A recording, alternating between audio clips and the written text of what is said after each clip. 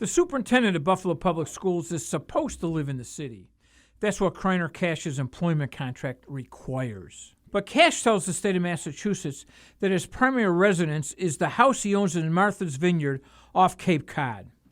Massachusetts is where he votes, holds a driver's license, and registers his 2 cars.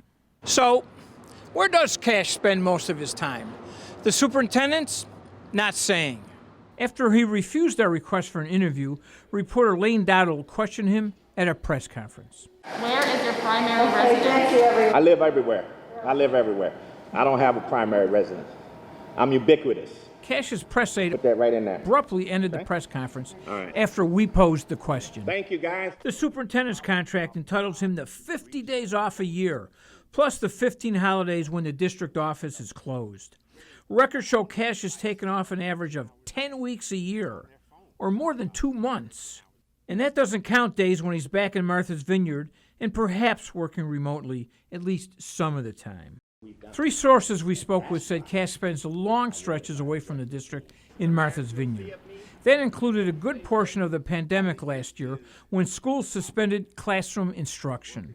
2 school administrators told us that Cash sometimes participated in staff meetings via Zoom, and the superintendent's background gave away that he was at his home in Massachusetts. We asked School Board President Lou Petrucci point blank about Cash's absence from the district during the pandemic. I don't want to comment on again, my only employee and what they were doing and where they were at and those things. Administrators told us that Cash won't let his cabinet make decisions, big or small, without his approval.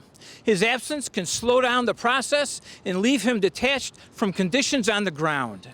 One administrator told Dowdle, quote, "It's a billion-dollar industry that basically has a one-man show that no one can make decisions because they're petrified. It's pretty bizarre." The school board hired Cash in 2015. It's consistently given him high grades for his job performance. He received a new contract last year.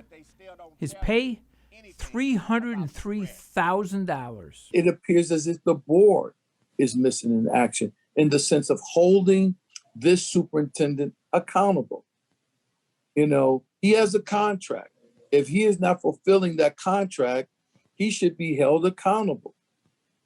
And it doesn't appear, from my point of view, that that's happening. The district is a month away from starting the new school year. Officials are also working out the details on how to spend $289 million in federal pandemic aid. So where's Dr. Cash? I posed that question to his press aide. She's not saying. For Channel 2 News, I'm Jim Heaney with Investigative Post.